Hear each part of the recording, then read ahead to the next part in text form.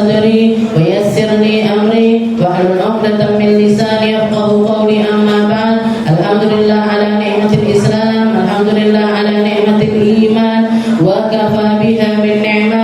Alhamdulillah, segala puji bagi Allah Subhanahu wa taala yang memberi kita nikmat Islam iman, yang memberi kita nikmat sehat sempat, yang memberi kita berbagai macam kenikmatan hingga hari ini kita diistiqomahkan untuk datang di majelis ilmu, datang di majelis zikir, datang di majelis salawat, datang di majelis-majelis yang di situ ada berbagai macam warisannya Nabi kita Nabi Muhammad sallallahu alaihi wasallam.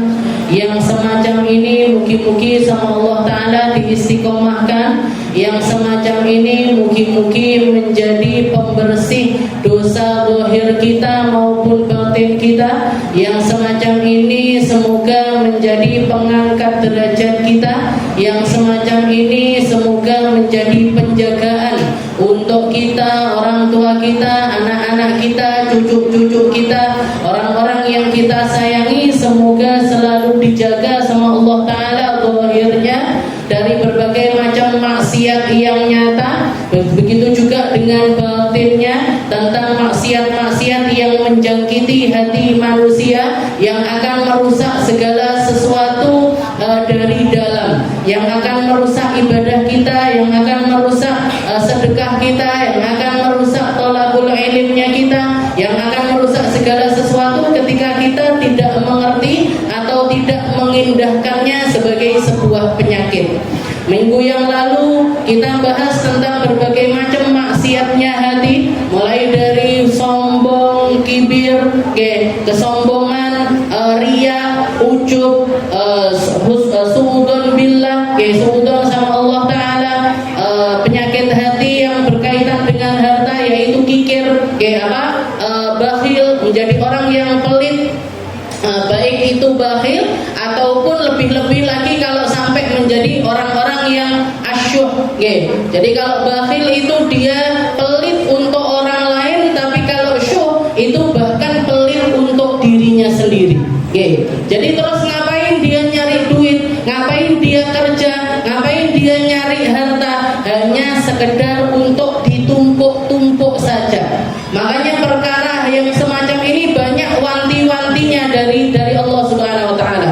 Alhaakumut takatsur hatta zurtumul maqabir. Sungguh celaka orang-orang yang numpuk-numpuk harta. Wa wailul likulli humazatil lumazah alladzi jama'a malan wa 'addada. Neraka wail tempatnya bagi orang-orang yang numpuk-numpuk harta. Ngapain dia? Jama'a malan wa 'addada. Sekedar ngumpulin harta, baru dihitung-hitung, ditoto-toto. Nah, ditoto-toto. Ini kerjaannya orang wong sugih-sugih nganggur ngoten niku. Wong sugih-sugih tadi ngelihat saldo rekeningnya lagi, oh nambah. Dibuka oh nambah. Yo ora digawe sedekah, ya enggak dipakai bangun rumah, ya enggak dipakai nyenengin anak-anaknya, ya enggak dipakai untuk melakukan perkara-perkara baik itu ibadah yang jadi haknya Allah Ta'ala. Perkara-perkara yang menjadi haknya Allah Ta'ala itu perlu kita perhatikan. Juga untuk hak diri kita sendiri juga perlu kita perhatikan. Termasuk hak-haknya Allah Ta'ala yang banyak orang lalai darinya. Salah satu dulu saya pernah dapat pelajaran tentang ilmu faraid, tentang ilmu pembagian harta warisan. Itu banyak orang salah sangka atau salah di dalam membaginya. Padahal ketika orang meninggal dunia biasanya yang pertama kali langsung diperhatikan yang kain kafannya, perkara penguburannya, utangnya dia sama manusia dan lain sebagainya. Padahal sebenarnya orang ketika meninggal dunia yang pertama kali harus diperhatikan adalah tentang haknya dia kepada Allah Ta'ala. Apa haknya si mayit kepada Allah Ta'ala ini apa? Yang pertama, apa dia tahun ini sudah menunaikan zakat? Kalau belum bayar zakat tahun ini, kudu dibayar nih zakatnya. Disisihkan dulu untuk bayar zakat hartanya orang yang meninggal tersebut. Yang kedua yang jadi haknya Allah Ta'ala, kalau dia sudah termasuk orang kaya yang kena kewajiban untuk berangkat haji, harus disisihkan harta dibadalkan haji. Ini orang banyak nggak ngeh, istilahnya bahkan nggak dipikirkan, nggak dipikirkan. Bapak wis kaji apa urung, ibu wis kaji apa urung, punya harta yang bisa dipakai haji apa enggak? Kalau sampai punya Bu, harus disisihkan dulu, karena haknya Allah Ta'ala ketika orang meninggal dunia, haknya Allah Ta'ala diprioritaskan ketimbang haknya manusia. Haknya Allah Ta'ala diprioritaskan ketimbang haknya manusia. Makanya di dalam kain kafan pun, kain kafan pun al-lifaful ula, ini yang bagian putaran yang pertama kali, kain kafan yang pertama kali nutupi si mayit itu adalah haknya Allah Ta'ala. Nggak boleh yunza, nggak boleh diambil, itu nggak boleh. Jadi orang meninggal itu kan sunnahnya, kalau jenengan kemarin ikut, kan sunnahnya itu dilapisi 3 lapisan. 3 lapisan itu Bu, itu haknya masing-masing. Yang pertama haknya Allah, yang pertama adalah haknya Allah. Jadi misalkan ada orang sebelum meninggal wasiat, aku engko kuburno udah melejet. Misalkan, ini misal loh Bu ini. Misalkan ada orang bilang, nanti kalau aku meninggal kuburin aja aku telanjang bulan. Gimana hukumnya? Gak boleh dituruti. Kenapa? Karena yang pertama itu adalah haknya Allah Ta'ala. Setelah itu lipatan yang kedua ini haknya siapa? Lipatan yang kedua itu haknya para ghurama, orang-orang yang pernah dia utangi durung dibayar. Kok sampai misalkan orang-orang yang diutang ini pada datang, ketika mau dikafani pada datang, ojo dikafani loro si jiae. Kenapa? Yang kedua pakai buat bayar utang sama kita-kita. Gimana hukumnya? Harus dilepaskan. Harus dilepaskan. Nah, nanti baru yang lipatan yang ketiga itu haknya ahli waris. Sing hake mayit endi Ustazah? Enggak ada. Jadi yang pertama itu haknya Allah Ta'ala, nggak boleh diambil. Yang kedua haknya para orang-orang yang dia utangi. Yang ketiga adalah haknya ahli waris. Jadi misalkan ahli waris bilang, wes dibuntel peng loro ae, nggak apa-apa Bu. Kenapa? Karena seluruh hartanya dia sudah bukan miliknya dia lagi, tapi milik ahli waris. Tapi itu tadi, setelah haknya Allah Ta'ala ditunaikan, setelah haknya orang-orang yang pernah dia utangi ditunaikan, haknya Allah, haknya sesama manusia ditunaikan, maka sisanya itu adalah haknya para ahli waris. Yang ini yang perlu untuk dibagi. Jadi yang jadi warisan ini tadi yang berhak untuk dibagi kepada setiap ahli waris. Kalau anaknya ada laki, anak ada perempuan, berarti yang laki-laki dapat 2 kali lipatnya perempuan. Kalau anaknya perempuan tok 1, dapat setengah dari seluruh harta. Kalau anaknya lebih dari 1, perempuan tapi lebih dari 1, haknya adalah 2/3 dan macam-macam. Nanti ada 1/6, ada 1/8, ini itu ada panjang lebar ini kalau tentang warisan. Jadi istilahnya yang semacam itu harus ditunaikan terlebih dahulu. Haknya Allah Subhanahu wa Ta'ala. Jadi segala sesuatu itu diatur sama Allah Ta'ala Bu. Kita ini sebagai umat muslim diatur ketika hidup, diatur juga sama Allah Ta'ala ketika meninggal dunia. Makanya kenapa kok kita perlu bersihkan hati kita? Bersihkan hati kita, bersihkan dohir kita serta yang ada di dalam ini. Biar apa? Biar ketika Allah Ta'ala ketika kita itu dilahirkan bersih, gak bawa beban apa-apa, gak bawa dosa apapun, gak bawa kesalahan apapun. Yang diinginkan sama Allah Ta'ala, manusia ini sampai mati tetap dalam keadaan bersih yang semacam itu. Makanya nggak bisa enggak kecuali dengan cara belajar. Oh iki sing haram, oh iki sing halal, oh aku itu bener kalau punya perasaan seperti ini, oh nggak boleh aku punya perasaan kayak gini, ini nggak boleh. Kerentek hati yang kayak gini ini boleh, kerentek hati yang kayak gini ini nggak boleh. Semuanya diajarkan. Kikir nggak boleh, suudon sama Allah Ta'ala nggak boleh, suudon sama Allah, suudon sama manusia juga tidak diperkenankan, dan berbagai macam perasaan-perasaan hati yang lainnya. Meremehkan ma'adhamullah, apa yang dimuliakan sama Allah Ta'ala kok sampai jatuh tempatnya di dalam hati kita, berarti ada masalah. Atau kita mengagungkan sesuatu yang dihinakan sama Allah Ta'ala, berarti juga ada masalah. Mengagungkan sesuatu yang dihinakan sama Allah Ta'ala ini apa? Termasuk yang paling dihinakan sama Allah Ta'ala ini perkara dunia. Rasulullah pernah melihat ada seekor bangkai, bangkainya keledai yang salah satu tanduknya, keledai nggak punya tanduk, berarti kambing. Jadi ada kambing, tanduknya ini pecah. Nah, itu kan berarti sudah cacat, gitu. Sudah cacat. Telinganya bopeng, telinganya itu suwek separuh. Mati lagi dia. Dipegang sama Nabi Muhammad pakai jarinya kayak gini. Jadi telinga satunya yang enggak cuel itu tadi diginikan sama Nabi Muhammad. Setelah itu Rasulullah mengatakan kepada para sahabat, "Hal minkum yashtari hadza bidirham?" Ada enggak yang mau beli kambing ini dengan harga 1 dirham? Katanya para sahabat, "Ya Rasul, dikei lo kita mau." Wong dia sudah jadi bangkai, nggak bisa diapa-apain, nggak ada yang bisa diambil manfaat dari bau, sudah berbau lagi istilahnya, sudah jadi bangkai yang bau sekali. Maka katanya Nabi Muhammad, "Inna dunya la ahwan indallah min hadasyah."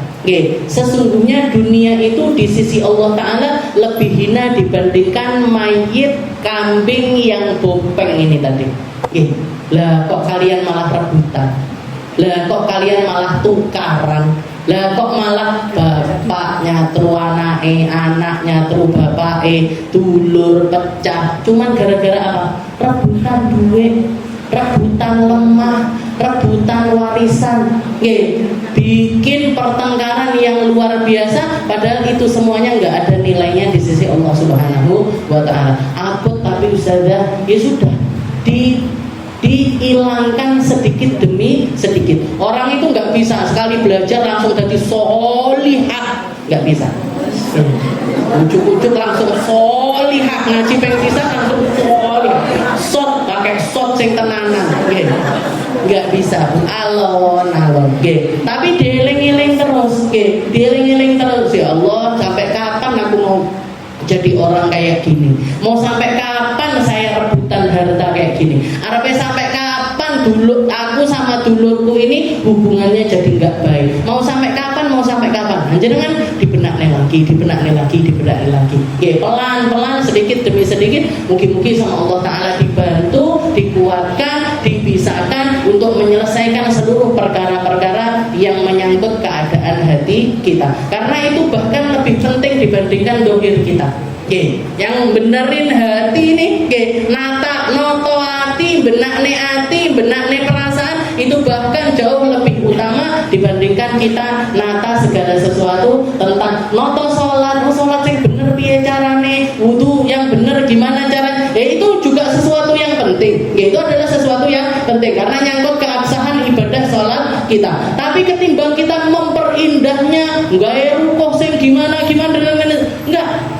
Lebih penting lagi kita menata hati kita yang ngadep langsung kepada Allah Subhanahu wa Ta'ala. Ketika sholat itu loh yang kita baca, inni wajjahtu wajhiya lillahilladzi fataras samawati wal ardh. Ya Allah, saya sedang ngadepin hati, ngadepin wajah, ngadepin hati kepadamu.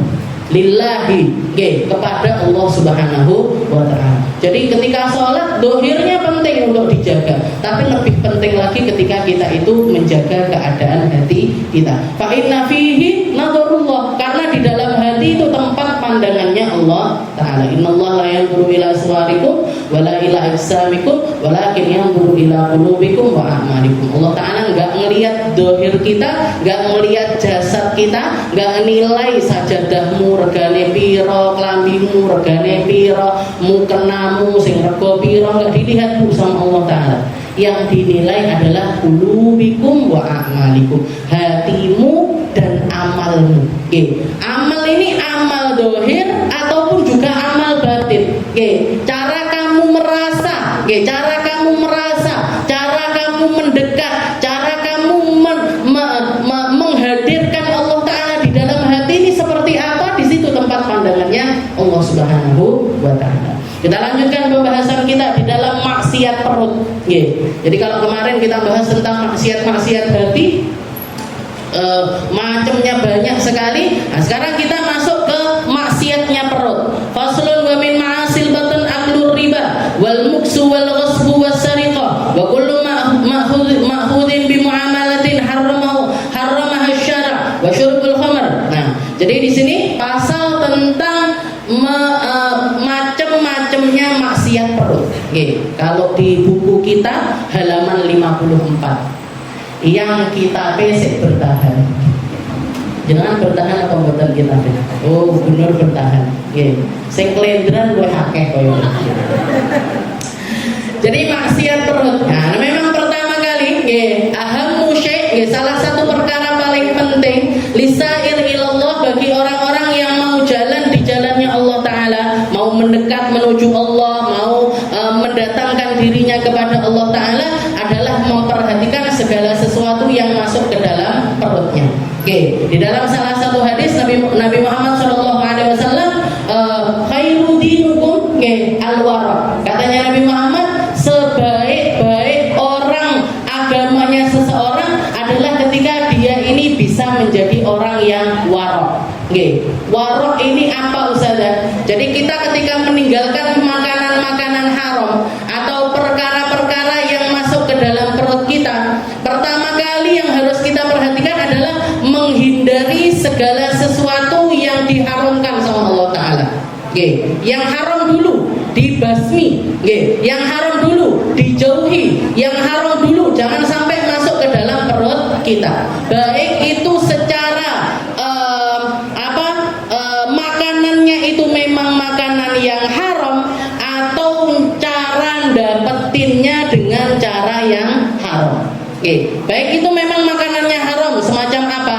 Yang diharamkan untuk kita, babi nggak boleh, khamr nggak boleh, atau alkohol nggak boleh. Setelah itu sesuatu hewan-hewan yang punya gigi tajam, punya kuku, punya cakar, punya kuku tajam, punya gigi tajam, itu juga sesuatu yang diharamkan. Kayak apa? Kucing.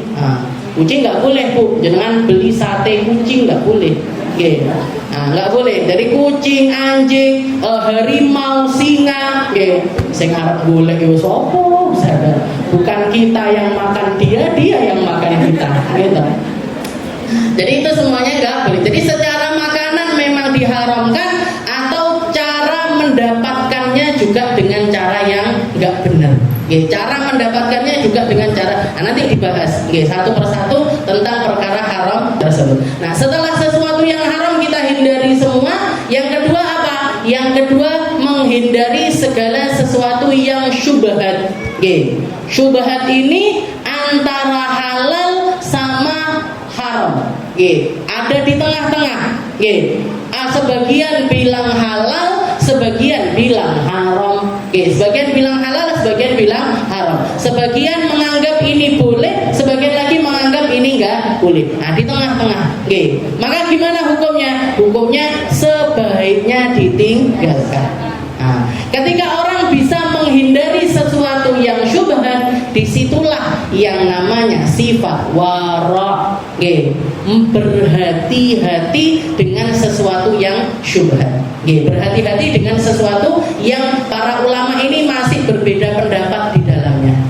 Atau sesuatu yang kita nggak ngerti asal muasalnya. Nah, maka itu namanya adalah perkara yang syubhat. Seperti yang dilakukan sama Sayyidina Abu Bakar. Sayyidina Abu Bakar itu pernah, beliau ketika lagi lapar sekali, datang hamba sahayanya beliau, datang budaknya beliau, bawakan makanan untuk Sayyidina Abu Bakar. Sayyidina Abu Bakar karena saking laparnya, beliau ngambil, baca bismillah, langsung dimakan.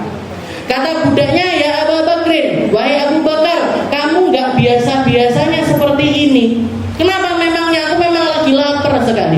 Katanya budaknya bilang gini, wahai Abu Bakar, biasanya kamu sebelum makan itu nanya dulu, ini makanan dari mana, dapatnya dari mana, cara dapatnya dari mana.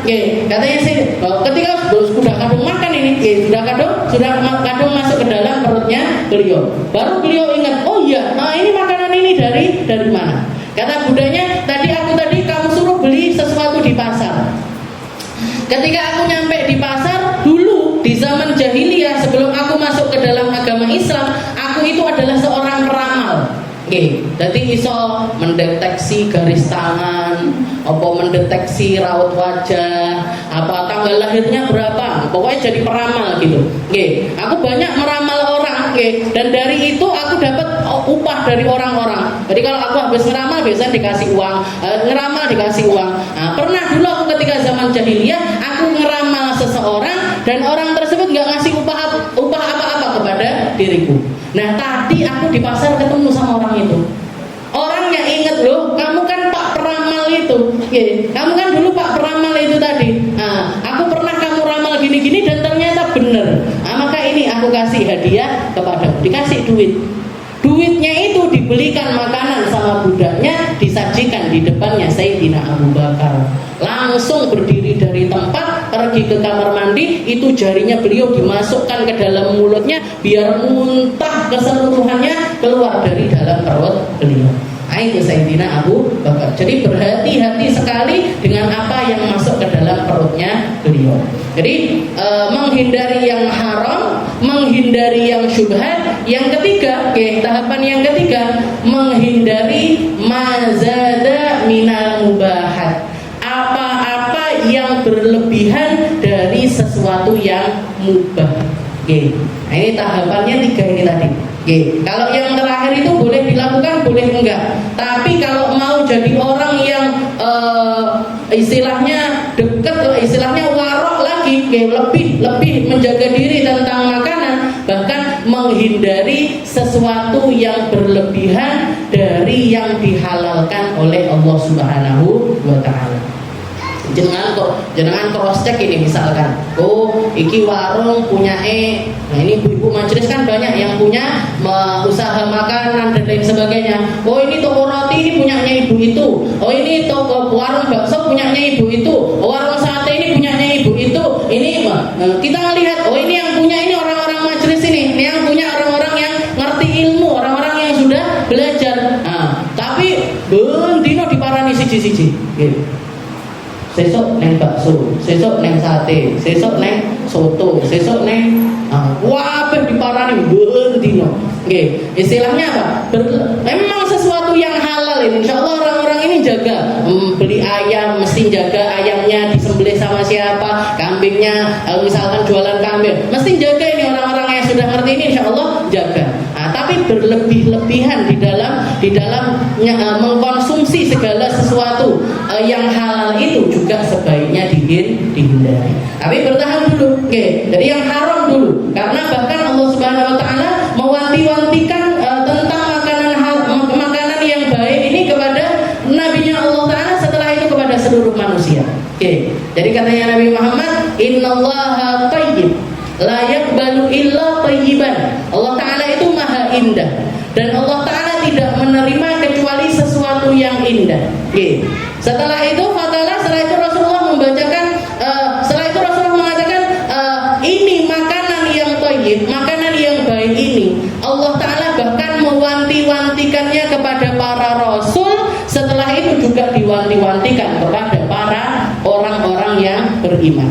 Setelah itu Nabi Muhammad baca ayat, ya ayyuhar rusul kulu min thayyibatin ma razaqnakum. Wahai orang-orang, wahai para nabi-nabiku, wahai para rasul-rasulku, makanlah dari sesuatu yang baik. Setelah itu Allah Ta'ala juga mengatakan, ya ayyuhalladzina amanu kulu min thayyibatin ma razaqnakum. Wahai orang-orang yang beriman, makanlah dari sesuatu yang baik yang telah kami rezekikan kepada dirimu. Maka jangan sampai tentang perkara rezeki ini kita sampai masuk ke sesuatu yang diharamkan sama Allah Ta'ala. Memang ada orang yang memang rezekinya manusia itu beda-beda. Ada yang dikasih rezeki banyak sama Allah Ta'ala, gampang sekali dapatnya. Ada yang dibikin sama Allah Ta'ala sulit. Tapi gak ada manusia yang gak dikasih rezeki itu, gak ada. Semuanya cuman bedanya ada yang digampangkan mendapatkannya, ada yang disulitkan atau abtok. Bukan sulit, Bu. Bahasanya Nabi itu dipending. Abtok itu pelan datangnya. Pelan datangnya. Tapi yang pasti datang. Yang pasti rezeki itu mesti nyampe kepada dirimu. Makanya wanti-wantinya Nabi, fattaqu fattaqullaha fi, bertakwalah kalian kepada Allah Ta'ala. Kalau kalian dikasih rezeki, mau yang gampang ataupun yang lambat, itu dua-duanya harus bertakwa sama Allah Ta'ala. Karena ketika orang dikasih rezeki banyak, bukannya itu menjadi sesuatu yang gampang bagi dirinya. Enggak, Bu, notone yo angel. Orang punya banyak harta, itu hisabnya yang pasti lebih berat. Hisabnya dia lebih berat. Kalau nggak pintar di dalam naruh harta tersebut, juga menjadi sesuatu yang sifatnya azab. Makanya Sayyidina Ali mengatakan, dunia itu, harta itu, halaluha hisab wa haramuha azab. Kalau sampai yang halalnya dari harta ini ada hisab dari Allah Ta'ala, sedangkan yang haram dapatnya adalah azab. Jangan mikirkan kayak gitu, milik sugih apa milik gak sugih. Otak gak milik sugih, tiba-tiba gak milik sugih. Padahal Sayyidina Ali ini yang ngomong ini, Bu. Beliau mengatakan, ya dunia, wuri ghairi. Katanya Sayyidina Ali, beliau mengatakan, wahai dunia, goda aja selain aku. Fa inni qad talaqtuki salatan. Karena aku sudah mentalak kamu talak 3. Talak 3 ini berarti kan talak bain. Satu giyah ambil kamu. Itu perkataannya Sayyidina Ali kepada dunia. Dan itu dibuktikan dengan kesehariannya beliau. Sayyidina Ali itu memilih jadi orang, apa yang beliau dapatkan hari itu dimakan hari itu. Entek sesok boleh kena, entek sesok boleh kena, entek sesok boleh kena. Itu pilihan hidupnya Sayyidina Ali bin Abi Thalib. Padahal beliau sempat jadi pemimpin, sempat jadi presiden, tapi milih nalak dunia. Jenengan enggak, sepangkah milik suka.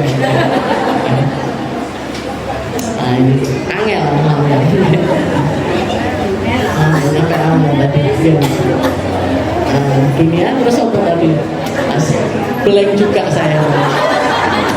Masalah min hasil batin aklur riba wal muks wal ghasb wasarifa. Kita bahas kita sebutkan beberapa hal yang berkaitan dengan sesuatu yang haram. Makanan-makanan haram atau termasuk maksiatnya perut antara lain adalah makan riba.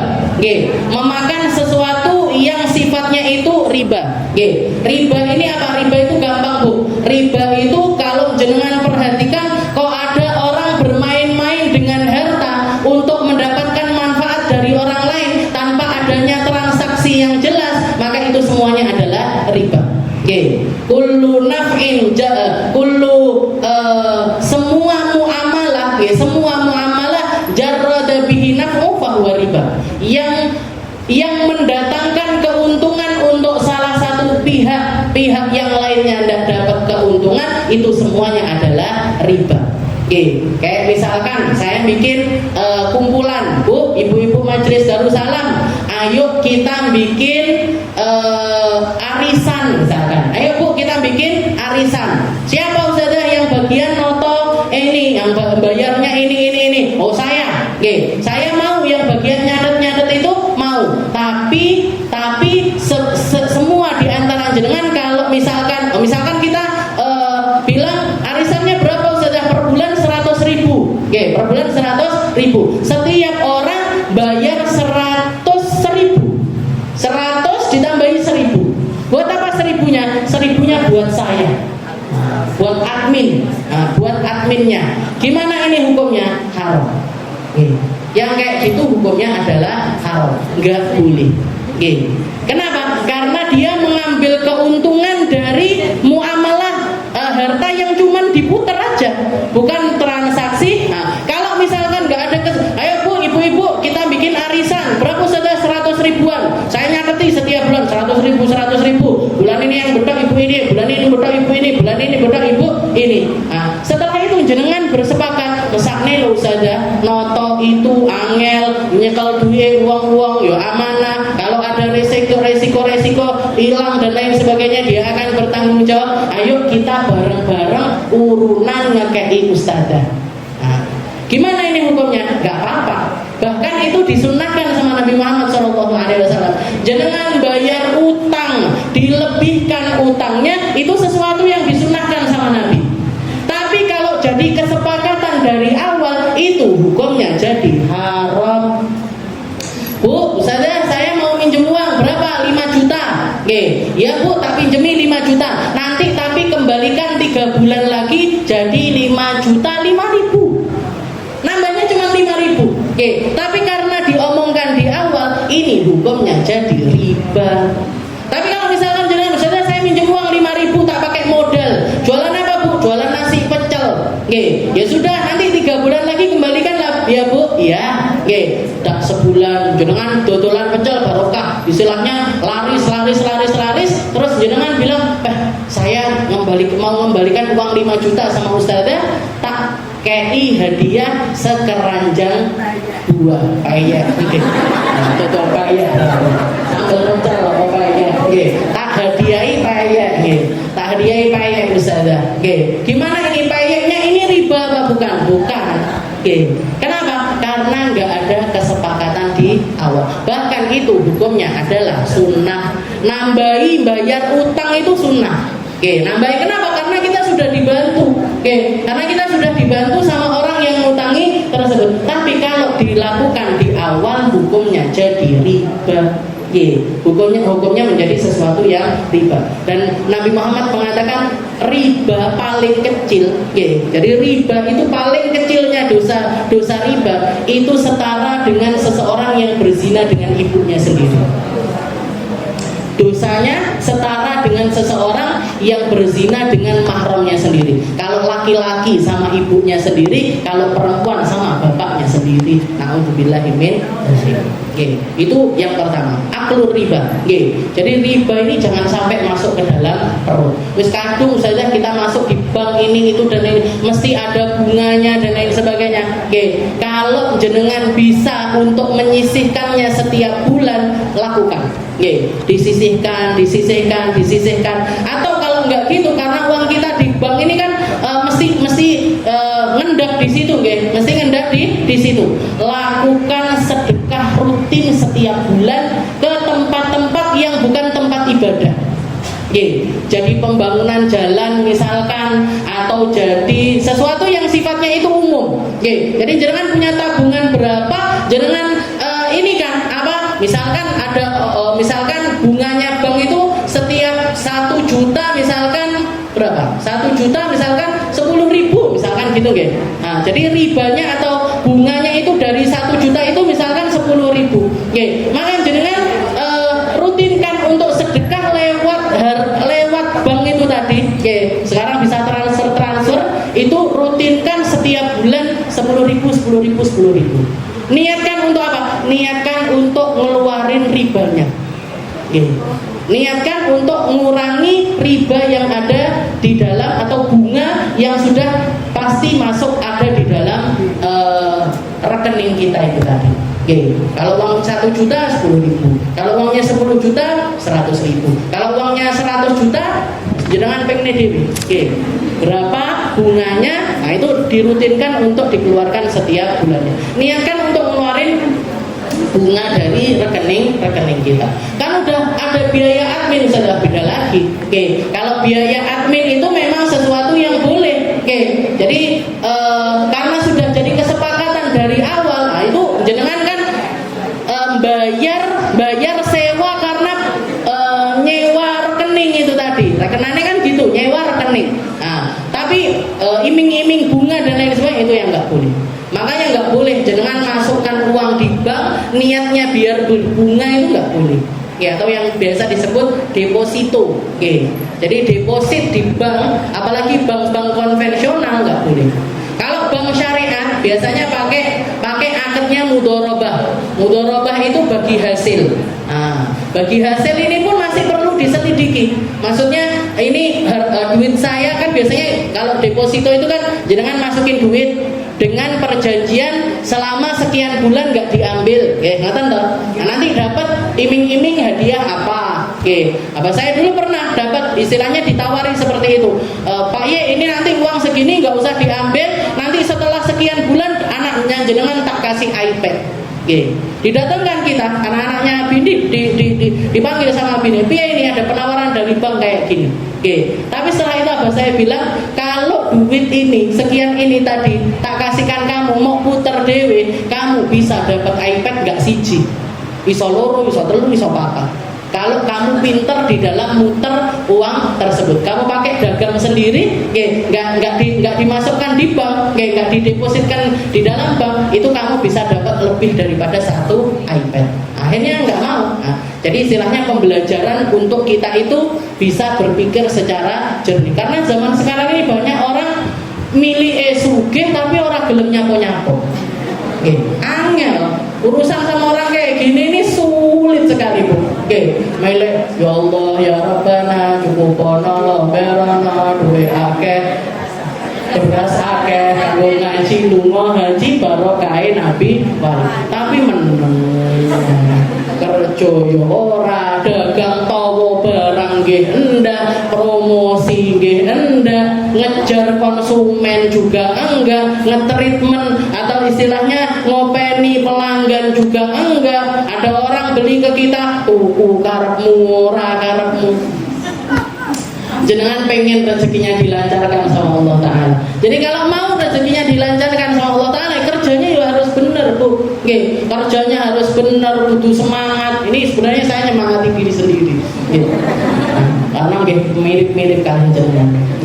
Makan riba nggak boleh. Setelah itu makan upeti. Nah, kalau zaman dulu ada yang namanya upeti, atau pajak lah, pajak yang nggak jelas, yang dicanangkan, ini orang-orang yang ada di pemerintahan ini. Kalau upeti aja diharamkan, kalau upeti itu kan rakyat suruh bayar, pajak lah istilahnya kalau zaman sekarang. Setelah itu pajak itu tadi dibagi-bagi sama, istilahnya ditaruh di tempat yang nggak benar. Pajak itu kan harusnya transparan. Pajaknya pendidikan, pajaknya misalkan pajaknya perdagangan harusnya dipakai untuk mengembangkan perdagangan yang lainnya. Pajaknya pendidikan harusnya dimasukkan ke untuk memperbaiki segala macam fasilitasnya pendidikan, kan harusnya kan jelas seperti itu. Ada kan sekarang nggak ngerti, bayar pajak terus tapi nggak ngerti ininya kemana itu. Nengdi ndak ngerti. Makanya sebenarnya resiko buat orang-orang yang terjadi perpajakan itu resikonya gede. Nah, karena dia makan gaji dari harta yang semacam itu. Makan upeti, makan barang gosok, curian. Gosok ini beda sama nyuri. Kalau nyuri itu kita ngambil barangnya orang untuk dimiliki. Kalau gosok itu minjem barangnya orang tanpa ngasih tahu orang tersebut.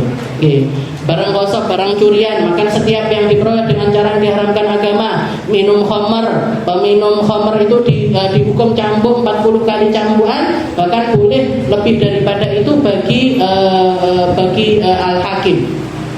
Makan setiap yang memabukkan, barang najis, barang yang kotor, barang harta anak yatim, harta wakaf dengan cara menyelewengkan dari yang ditentukan oleh orang yang mewakafkan, atau makan barang yang didapat dari jalan yang malu, atau memberi karena malu atau takut. Insya Allah nanti kita jelaskan di pertemuan yang selanjutnya. Wallahu a'lam bishawab.